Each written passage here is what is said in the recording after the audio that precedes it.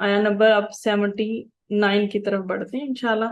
फवैलुन, पस हलाकत है, लिल्लज़ीना, उनके लिए जो यक्तुबूना, वो लिखते हैं, अल किताबा, किताब को, बिअयदीहिम, अपने हाथों से, थुम्मा, फिर यकूलूना, वो कहते हैं, हाजा, ये, मिन इंदी, पास से है, अल्लाह ही, अल्लाह के, लियश्तारू, ताकि वो ले लें, बिही, बदले इसके, समनन, अकीमत, कलीलन, थोड़ी, फवैलुन, पस हलाकत है, लहुम, उनके लिए, मिम्मा, बिवजह उसके जो, कतबत, लिखा, ऐदीहिम, उनके हाथों ने, ववैलुन, और हलाकत है, लहुम, उनके लिए, मिम्मा, बिवजह उसके जो, यकसिबून, वो कमाते हैं।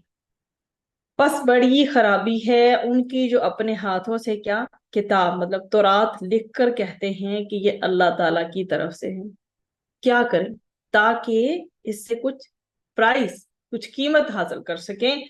फिर तुफ है उनके हाथों से लिखने पर, और तुफ है उनकी कमाई पर। वैलुन, हलाकत है इसका माना, और थमनन जो है वो कीमत। तो वैलुन जो है बेसिकली वाह या लाम से निकला है, और बता दिया आपको कि इसकी जो है हलाकत इसके माना है। और ये जो बेसिकली जजरो अदाब के लिए आता है। और समनन जो है वो कीमत है, और, और सा मीम नून से है, सा मीम और नून से। कीमत, जो चीज भी किसी चीज के मुआवजा में हासिल हो, वो उसका समन है। और यहाँ समन से मुराद क्या है, दुनियावी मुआवजा है। अल्लाह ताला ने उन लोगों का, अब यहाँ यहूदी उल्मा की जो तहरीफात हैं उन पर वईद की गई है, मतलब कि उन्होंने जो भी चेंजेस वो लेकर आए ना, उस पर उनको वईद की गई है, वार्निंग दी गई है। फवैलुल लिल्लज़ीना यक्तुबून अल किताबा बिअयदीहिम, तबाही है उनके लिए जो अपने हाथों से लिखते हैं। तो अल्लाह ताला ने इन लोगों को सख्त तनबीह की है, जो अल्लाह ताला की किताब में क्या करते हैं, तहरीफ करते हैं, कि हलाकत और अदाब है उन लोगों के लिए जो तौरात में तहरीफ करते हैं और तहरीफ शुदा आयात को अपने हाथों से लिखते हैं। वो ऐसा इसलिए करते हैं ताकि इसके जरिए कुछ दुनियावी फायदे हासिल कर लें, मसलन माल, इज्जत, इक़्तिदार, मकबूल होना, मतलब लोग, आम लोगों में वो पॉपुलर हो जाए, उनको माल मिल जाए, उनको इज्जत और इक़्तिदार मिल जाए, सिर्फ इसलिए। तुम यक़ूलून हाज़ा मिन इंदिल्लाह, वो अपने पैरोकारों से, अपने फॉलोअर से ये कहते हैं कि वो चीज जो तुम्हारे पास है तौरात की नसूस में से है, जिसे अल्लाह सुब्हाना व तआला ने सैयदना मूसा अलैहिस्सलाम पर नाजिल किया है, इसके साथ वो अपने हाथों से लिखते हैं और अल्लाह ताला की तरफ झूठ मंसूब करते हैं। ये जो उनका हक को छुपाना और बातिल को जाहिर करना, वो इल्म रखने के बावजूद ऐसा कर रहे हैं। लियश्तारू बिही समनन कलीला, कि वो इस तहरीर के बदले में थोड़ी सी कीमत ले लें। समनन कलीला, किताब अल्लाह के मुकाबले में कीमत है जो पूरी जमीन की दौलत हो तब भी कलील है।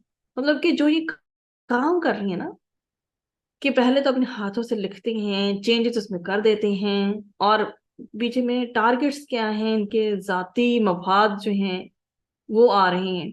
अब इसके बदले में जो ये हरकत कर रही हैं, कितनी बड़ी इनकी हरकत है जो ये सोचते भी नहीं है। पूरी जमीन भी इनको मिल जाए तब भी इनके लिए कम है। इनकी हालत देखिए आप। अब यहूदी आलम अपने इल्म से दुनिया कमाते थे, वो अवाम को मुफ्त जन्नत हासिल करने का तरीका बताते थे। उससे क्या होता था, उनके ऊपर नजरानों की बारिश कर दी जाती थी, और ये लोग मुफ्त जन्नत के बदले उन उलमा को मुफ्त दुनिया फराहम कर देते थे। अल्लाह सुब्हाना व तआला ने इसी के बारे में फरमाया है कि ये इनकी ये कमाई इनके लिए हलाकत का बायस है। यहूदी आलम किताब की पैरवी करने के हुक्म को तब्दील करके ऐसे मशवरे दिया करते थे जिसके जरिए लोग अपना जुर्म छिपा सके, या जिसकी वजह से लोग अपनी मादरत पेश कर सकें, या अपने गुनाहों पे क्या कर सकें, पर्दा डाल सकें, और फिर उससे क्या होगा, उनके दिल मुतमईन हो जाएंगे कि ये सब दीन के मुताबिक है। वो इस पर लोगों से भारी जुर्माने वसूल करते थे تاکہ انہیں دیندار ثابت کیا جا سکے، اور کتاب کے بدلے میں لوگ کیا کرتے تھے؟ مال، شہرت اور اقتدار حاصل کرتے ہیں۔ یہی پیٹرن چلتا چلا آ رہا ہے۔